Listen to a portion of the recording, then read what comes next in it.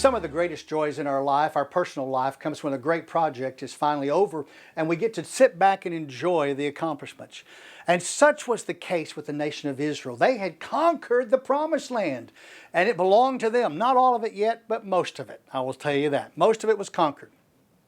And so our writer here in Joshua brings us to chapter 12 and he's going to review what all was taken. So the review starts with the land that was taken by Moses on the east side of the Jordan River while he was still in charge. Chapter 12, verse 1.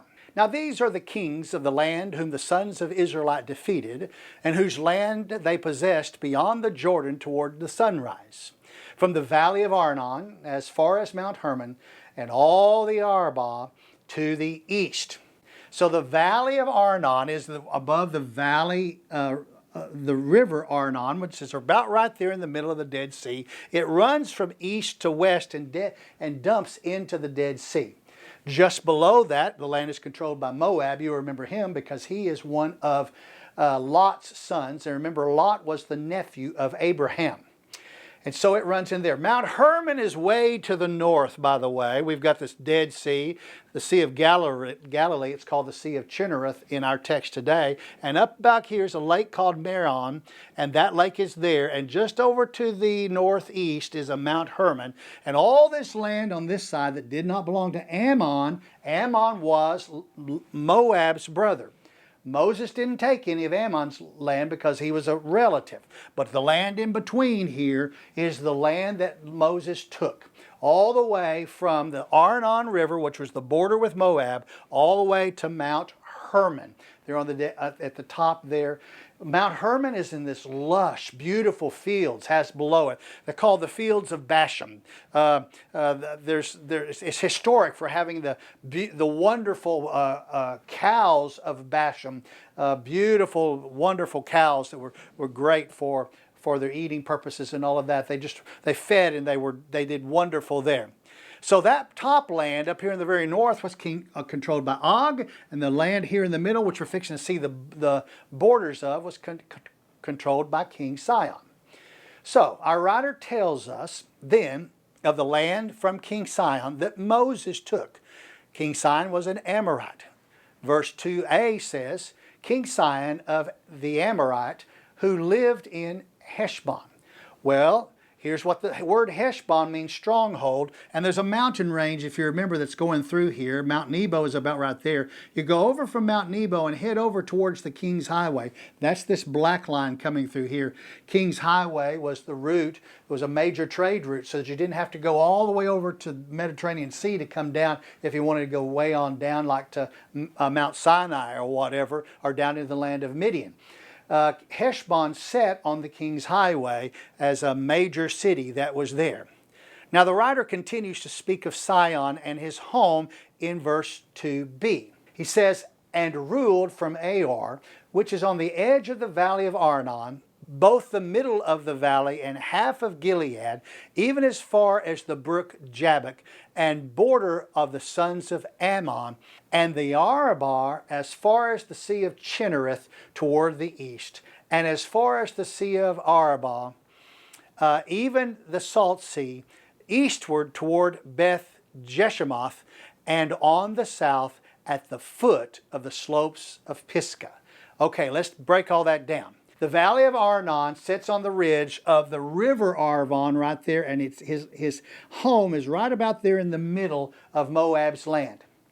Now, let me break this down quick, and I just want to show it to you this way. Let me get a marker here so it's something that you can see. I've already got it up there once, but I'm going to draw over it. King Sihon's land started here on the Arnon River and ran up the Jordan River all the way to Sea of Chinneroth, then came back down the Arabah. This is the sandy area that's on the east side of the banks of the Jordan River, came to the Jabbok, went up the Jabbok, and then made a turn on the other side of the King's Highway, in and out above the King's Highway, down to the Arnon and back. That is Sihon's land. That was the Amorite king that attacked Moses and the children of Israel. And when they fought back, the Lord had said, I'm going to put them in your hands. The King Sihon was fantastically powerful. And yet the Lord said, they're greater than you by multiple times, but I will put them into your hands. And the Lord did that. Runs all the way up to the Sea of Chimereth, which is the Sea of Galilee as we know it in the New Testament. So our writer then speaks of King Og and his land that is north of Zion's land, and we see that in 4b. And the territory of Gog, king of Bashan, one of the remnant of the Rephaim, who lived at Ashtoreth and at Edrei. Now, with that, we come to a new set of details. King Og had two capitals. One was about right there, that was Ashtaroth, and the other was just down on the King's Highway in Edrei. Ashtaroth means of the two horns. It is due east of the Sea of Chinnereth, due east of the Sea of Chinnereth or Galilee. And then it's about 25 miles from Damascus, and Damascus is right up here. And Edrei sits in what it's ruins today, and it is southeast of Ashtoreth, about 10 miles southeast, and it's totally in ruins today. Now, it was an oasis nearby, by the right way, and the ruins of Edrei were destroyed after the destruction of Moses. And it is interesting because those ruins that are there at Edrei are about 3 miles in circumference. It is a huge destruction. Moses and the nation of Israel did a great destruction on that city. Now, as for Og the Amorite, the writer tells us of his nation in verse 5.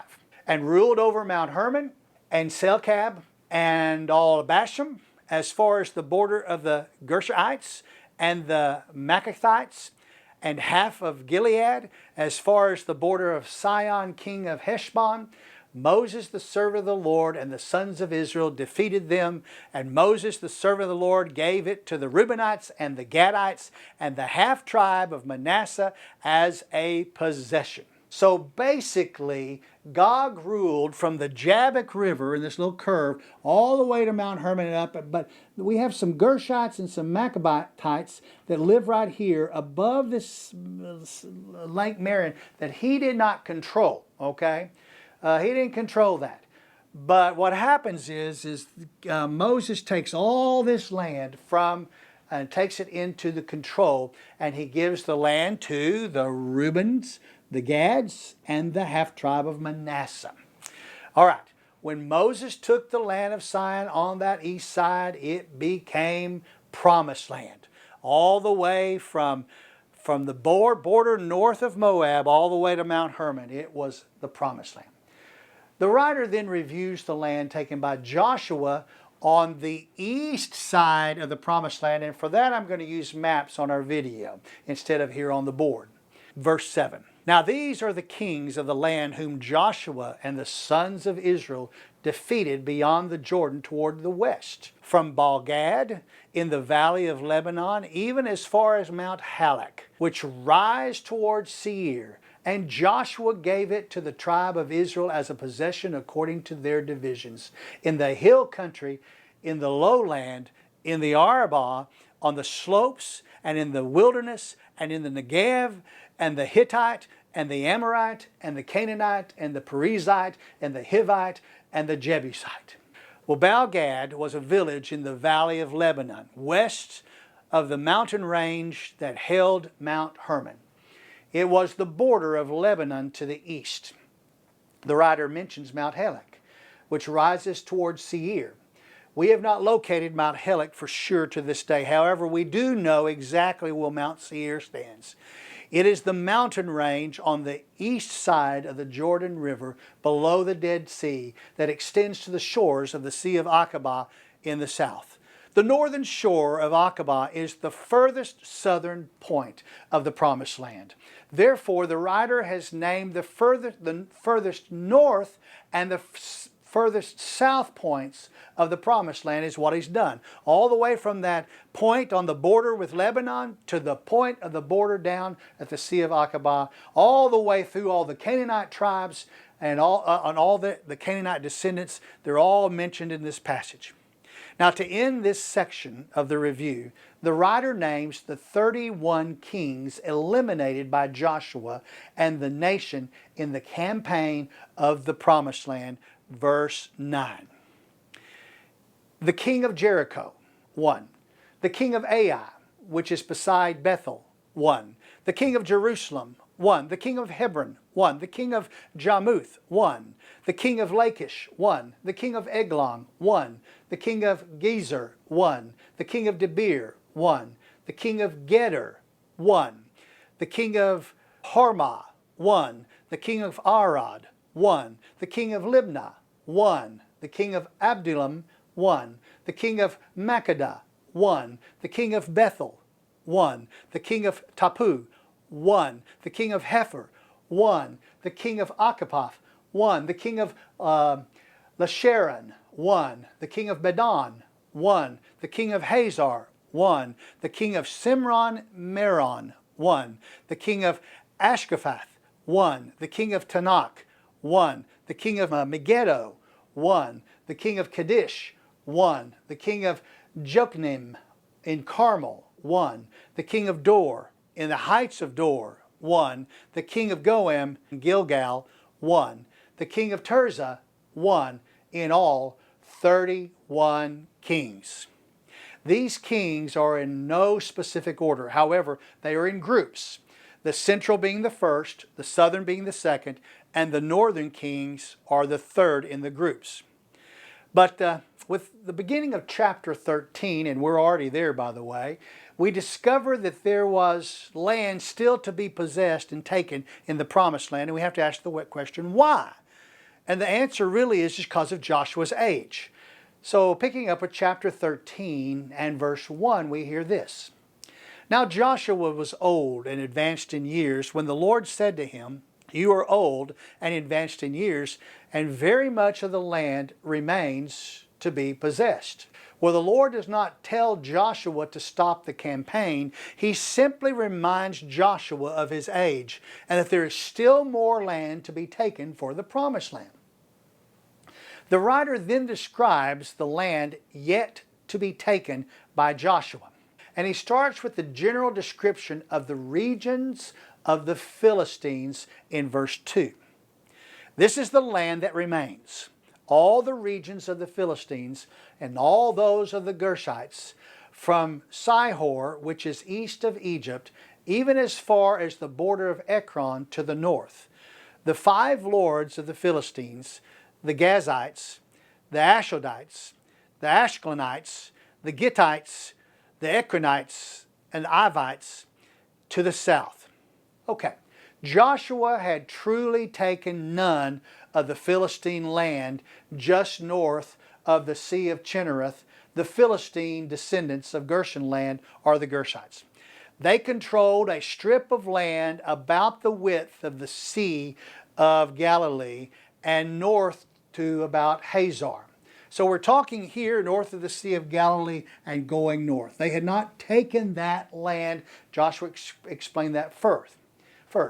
Now, Sihor, which is the unofficial Hebrew name of the Nile River. Did you catch that? Because that name was in there too. That's the unofficial name of the Nile River right here.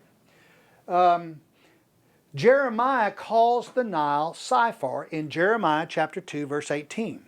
And with this mention, the writer is telling us that the Philistine-controlled lands of the great, next to the Great Sea here, this controlled land of the Philistines, we call this the Gaza Strip, all the way around to the Nile, and this area that's up here where the Gershites are, and all of those that we're going to talk about more, they had not been taken. And the Nile, from the Nile River, he's saying, because remember he mentioned Ekron, from the Nile River over to Ekron, and Ekron is right there at the top of the Gaza Strip. That had not been taken either. So the 5 major towns in this area that had many little few minor villages that were attached to them were Gaza, Ashdod, Ashkelon, Gath, and Ekron. And then minor villages such as Ava and the Gittites. And the Gittites were part of the inhabitants, or they lived near the city of Gath, around Gath. So these regions were never given as an inheritance to the nation of Israel, because the kings and the cities that lived on this coast were never disposed of by Joshua or by Israel, but they were supposed to be, but they never were. And to this day, in the Gaza Strip, you know of the trouble that the Gaza Strip groups of the Philistines, now called the Palestinians, the name changed because of a Caesar who changed the name from Philistines to Palestines.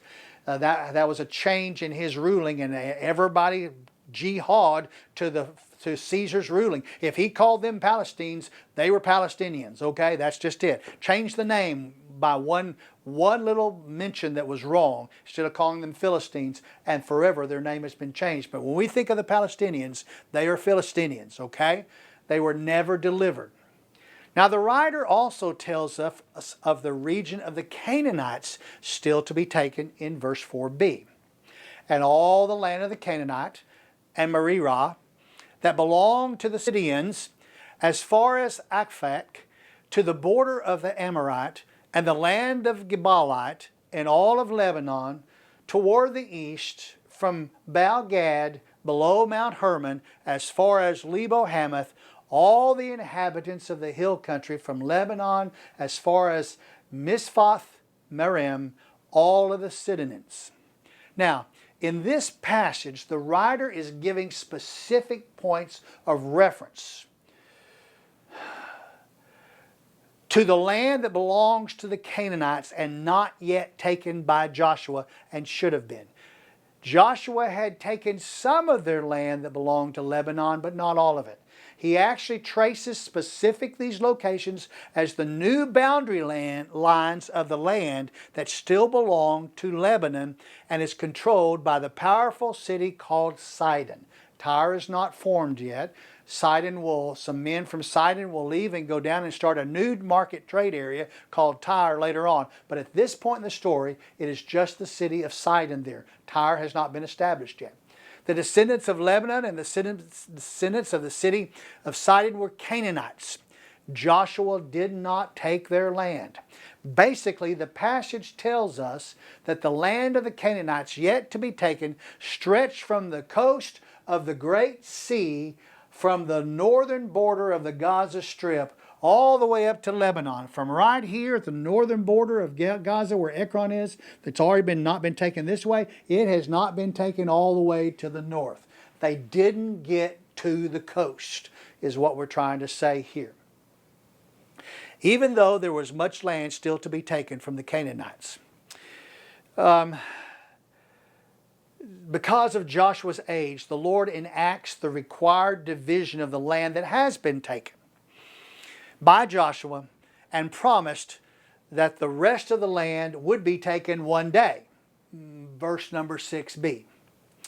I will drive them out from before the sons of Israel, only allot it to Israel for an inheritance, as I have commanded you. Now therefore apportion this land for an inheritance to the 9 tribes and the half tribe of Manasseh, where we're glad the Lord can count. Because 2.5 tribes had already gotten the land on the east side, now the 9.5 on this side. And the Lord says, go ahead and allot it to the tribes, even though you don't possess it yet. Well, so in the Lord's mind, it is time to divide the land on the west side of the Jordan to 9.5 tribes of Israel, and the land not taken, still to be allotted anyway, it doesn't matter. So Joshua starts the task. Because Joshua's task of war was complete, he now had the task of dividing up the land. Others would take the land and incorporate it in the future if they can get it, and it's going to be squabbled over for the rest of time, I believe. Our writer then reminds us of the land taken. Land given by Moses before his death on the eastern side of the Jordan River. Just a reminder. Remember, I've told you in the Hebrew, they tell a story and then they circle around and tell you more details about that story, and they tell you something else, and they circle back around and tell you more details about a story they've already told you to bring it all in together. Verse number 8. While the other half tribe, the Reubenites and the Gadites, received their inheritance which Moses gave them beyond the Jordan in the east, just as Moses the servant of the Lord gave to them, from Aor, which is on the edge of the valley of Arnon, with the city which is in the middle of the valley, and all the plain of Medeba, as far as Dibon, and all the cities of Sihon, king of the Amorites, who reigned in Heshbon, as far as the border of the sons of Ammon, and Gilead, and the territory of the Gershites and the Maccathites, all of Mount Hermon, and all of Bashan, as far as Selkath, all the region of King Og in Bashan, who reigned in Ashtaroth and in Drea. For Moses struck them and dispossessed them. So at the northern border of the land of Moab, at the river Arnon, and going all the way north to Mount Hermon, first we see Reuben took the first portion from the south, Gad took the portion in the middle, and the half-tribe of Manasseh took the part above. Verse 13. But the sons of Israel did not dispossess the Gershites or the Maccathites, for Gersha and Maccath lived among Israel until this day. Until the book of Joshua was completed, these two groups were still living among the Israelites. Joshua did not conquer these two tribal areas. These tribes must have made a covenant with Joshua. They are Philistine tribes. They are not Canaanite tribes, and that's very important. Philistines are not Canaanites. Therefore, a covenant could be agreed upon according to the Lord, and it was very permissible. However, we are not told of such a covenant. As instructed by the Lord, there was land taken, land not given to the Levites in verse number 14. Only to the tribe of Levi he did not give an inheritance. The offering by fire to the Lord, the God of Israel, are their inheritance, as he spoke to him. Now with that, the writer begins to describe the tribal area assigned to Reuben in verse 15. So Moses gave an inheritance to the tribe of the sons of Reuben according to their families. This territory was from Ar, which is on the edge of the valley of the Arnon, which is the city is in the middle of the valley, and all the plain of Medeba, Heshbon, and all the cities which are in the plain, Dibon and Bamuth Baal and Beth Baal Meon, and Gazar and Kedemoth and Kehath and Kiratham and Sibah and Zereth Shaddar on the hill of the valley, and Beth Peor and the slopes of Pisgah and Beth Jeremoth, even all the cities of the plain and all the kingdom of King Sihon of the Amorites, who reigned in Heshbon, whom Moses struck with the chiefs of Midian, Eve, Rechem, Zur, Hur, Reba, the prince of Sihon, who lived in the land. The sons of Israel also killed Balaam, the son of Beor, the diviner, with the sword among the rest of their slain. The border of the sons of Reuben was the Jordan. This was the inheritance of the sons of Reuben according to their families, the cities, and their villages. We also learn that Moses killed Balaam, who, had it not been for his donkey, would have been killed by the sword of the angel of the Lord, if you remember that story back in Numbers. And in short, the land of Reuben started at the Arnon River in its southern border and ended just north of Mount Nebo and bookend on the west of the Dead Sea and the Jordan River and the east of the King's Highway, which was the border of the tribal area of Ammon. We now come to the tribal area assigned to Gad in verse number 24. Moses also gave an inheritance to the tribe of Gad, to the sons of Gad, according to their families. Their territory was Jazer, and all the cities of Gilead, and half the land of the sons of Ammon, as far as Ar, which is before Rabbah, and from Heshbon as far as Ramoth Mizpah, and Bethanim, and from Mahanaim as far as the border of Debir, and in the valley of Beth Haram, and Beth Nimrah, and Sukkoth, and Zephon, and the rest of the king of Sihon, king of Heshbon, with the Jordan as a border, as far as the lower end of the sea of Chinnereth. Beyond the Jordan to the east, this is the inheritance of the sons of Gad, according to their families, and the cities and their villages. So looking down on the inheritance of Gad from above, it looks like a cup, and I've already drawn it for you. It looks like a cup that is drawn here. As we pick up in verse 29 of chapter 13, we come to the assignment of the area for the half-tribe of Manasseh on the eastern side of the Jordan River. Verse 29 says, Moses also gave an inheritance to the half-tribe of Manasseh, and it was for the half-tribe of the sons of Manasseh according to their families. The territory was from Mahanaim, all Bashan, all the kingdom of Og, king of Bashan, and all the towns of Jair, which are in Bashan, 60 cities. Also half of Gilead, with Ashtaroth and Edrei. The cities of the kingdom of Og in Bashan were for the sons of Machor, the son of Manasseh, for half of his sons of Machor, according to their families. These are the territories which Moses apportioned for inheritance in the plains of Moab beyond the Jordan at Jericho to the east. The southern border of the half-tribe of Manasseh followed the northern border of Gad, and the western border was the Sea of Chinnereth and also the Jordan River, all the way to Mount Hermon and all the way down to the King's Highway, to the land of Ammon, and all the way down. 66 cities were involved, walled cities, and they all had little villages that were around them. And so with that, Manasseh is going to take that land all the way down to the river. But once again, the writer comes to us here in verse 33, and he tells us about Levi and that they were not going to inherit any land. Just a reminder again, probably the third or the fourth time we've heard that. But to the tribe of Levi, Moses did not give an inheritance. The Lord, the God of Israel, is their inheritance as he had promised them. So as we've already heard, the Levites are getting no land, but the Lord is their inheritance. The Lord is with them. And so that ends chapter 13. And all the land on the east side of the Jordan River had been distributed just as planned by the Lord.